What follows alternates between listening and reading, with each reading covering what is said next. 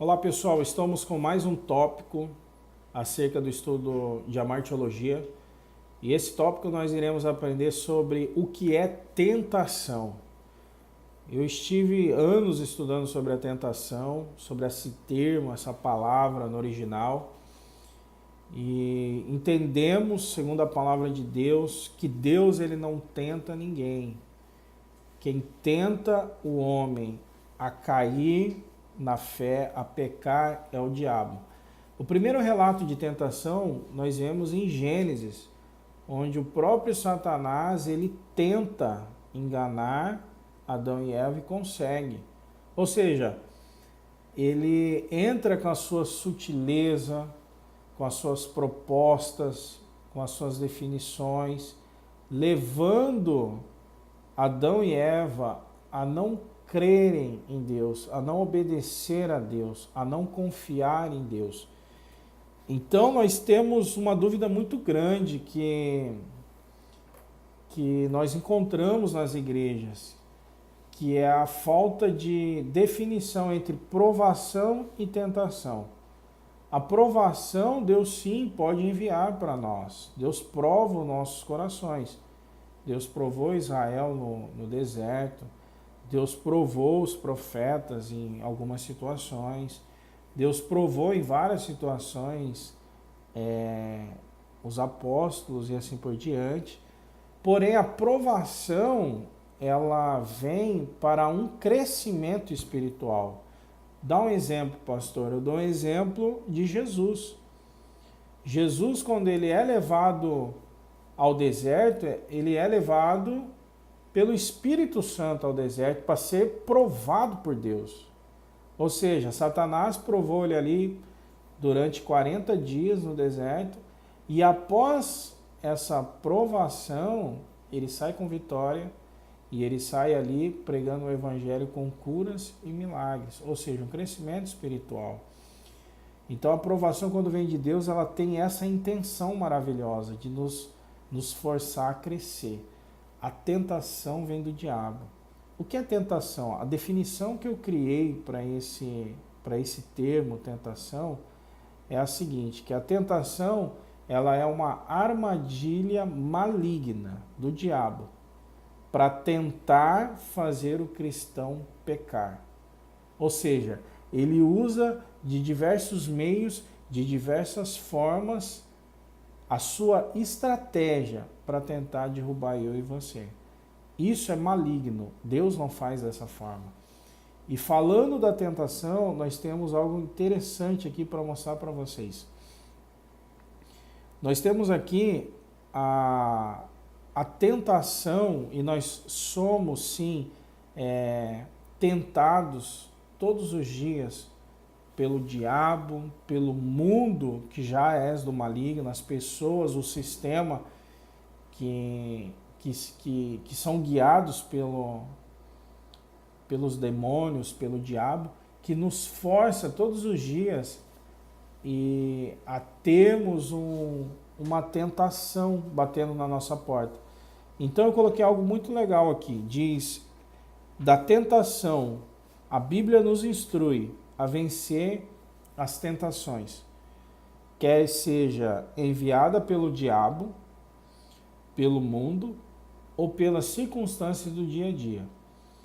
Então, note isso, quando a tentação vem pelo diabo, ela é bem específica. A Bíblia nos ensina que temos que resistir ao diabo e ele fugirá de vós. 1 Pedro, capítulo 4, versículo 7. Diz esse versículo.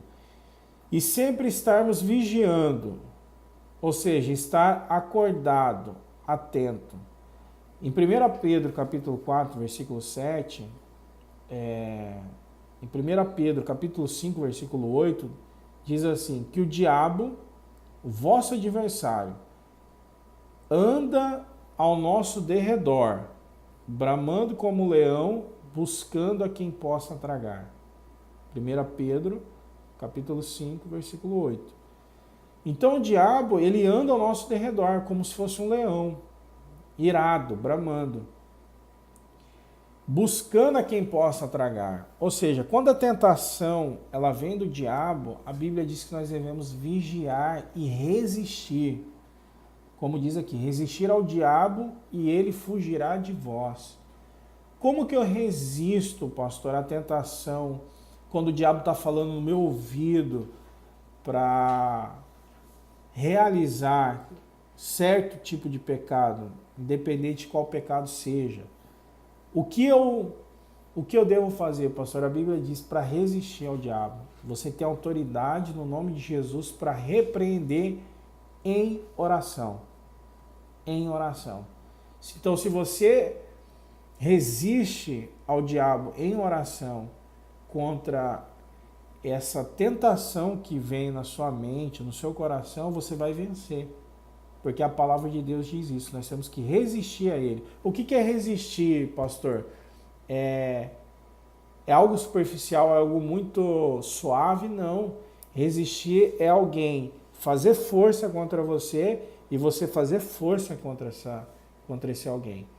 É você literalmente se esforçar. Então, se você se esforçar, você não vai cair na tentação do diabo. Agora, se uma vez, na segunda vez que veio o pensamento, você se entregar, você não vai vencer. A Bíblia diz para você lutar, resistir. Então, quando a tentação vem pelo mundo, o que é a tentação que vem pelo mundo? Aqui diz, devemos ser firmes, fortes, porque sabemos que o desânimo baterá na nossa porta. Por isso o Mestre Jesus nos diz, no mundo tereis aflições, mas tende bom ânimo, porque eu venci o mundo. João, capítulo 16, versículo 33. Então aqui o Senhor Jesus nos mostra que no mundo teremos aflições. Quais são as tentações do mundo? Guerra, rumores de guerra, rumores de corrupção. Nós teremos no mundo aflições de todo esse sistema de vaidade, de avareza, de separação social, exaltação pela cor do cabelo, dos olhos, se a pessoa é bela, se a pessoa tem uma condição financeira maior. O mundo traz essa separação, essa valorização de quem tem algo importante para entregar, ou seja, financeiro, importante aos olhos do mundo, e quem não tem essas coisas do mundo, financeiro, beleza, é colocado para baixo, coisa que para Deus não tem essa separação, independente da cor dos olhos, do cabelo, independente da situação financeira. Deus, ele valoriza, ele ama a todos. O mundo já não ama a todos. Então, quando a tentação vem do mundo, Jesus já disse isso, no mundo tereis aflição. A aflição vai vir, não espere aplauso das pessoas, não espere ajuda das pessoas. E aí, quando essa tentação vier, o desânimo, a tristeza, a aflição, nós temos que entender o que está em Mateus, capítulo 7, versículo 25. Que pode os ventos assoprarem, descer a chuva, correr os rios, a casa não cai. Ou seja, aquele que pratica a palavra de Deus, a casa dele não cai porque ele está na rocha, que é Jesus. Então leia esse versículo, capítulo 7 de Mateus, a partir do versículo 25. A estes que ouvem essas minhas palavras e as praticam, assemelharei ao homem prudente que fez a sua casa na rocha. Vêm os ventos, correm os rios, e a sua casa não cai.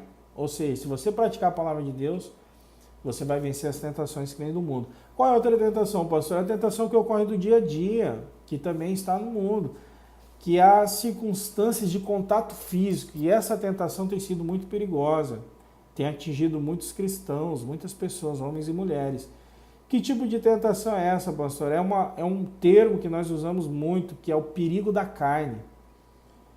É aquela hora que a sua intenção carnal, quando você vê uma pessoa e deseja essa pessoa, quando uma pessoa entra em um lugar e começa a te provocar para esse lado sensual, ou para uma briga, para uma ira, nesse momento você não teve culpa nenhuma, você está sofrendo um ataque de uma pessoa maldosa, uma tentação, uma pessoa pecaminosa, uma pessoa que quer levar o outro a cair. O que faço nisso, pastor? Olha o que a Bíblia diz: fugir da prostituição. O que se prostitui peca contra o seu próprio corpo. Então aqui ele diz em 1 Coríntios, capítulo 6, versículo 18. Ele diz muito sobre isso. Você pode estar lendo. Em relação à tentação carnal, a Bíblia não nos ensina a resistir. Olha que interessante, irmãos. Mas sim fugir, correr dessa circunstância. Assim como José, em Gênesis capítulo 39, versículo 12, ele foge daquela mulher e que segura a roupa dele, que queria adulterar com ele. Então, quando a tentação ocorre de forma ocasional no dia a dia, principalmente a tentação carnal, aquela situação no emprego, onde tem uma pessoa tentando te seduzir, em algum ambiente que você foi realizar algum serviço, você deve fugir. Como cristão, você não deve resistir. Você resiste ao diabo. A Bíblia diz: resistir ao diabo e ele fugirá de vós. Mas no questão da tentação que ocorre pelo dia a dia, principalmente na questão de impureza, de prostituição, você deve fugir, correr. Pastor, eu vou orar pela pessoa. Não ora, corre dessa pessoa. Um grande pastor, eu vi um testemunho dele dizendo que uma pessoa maldosa começou a tirar a roupa, dizer que estava apaixonado por ele, um pastor casado. Ele sai correndo do lugar onde ele estava, ele corre do gabinete onde ele estava e ele chama outros obreiros e ele pede socorro.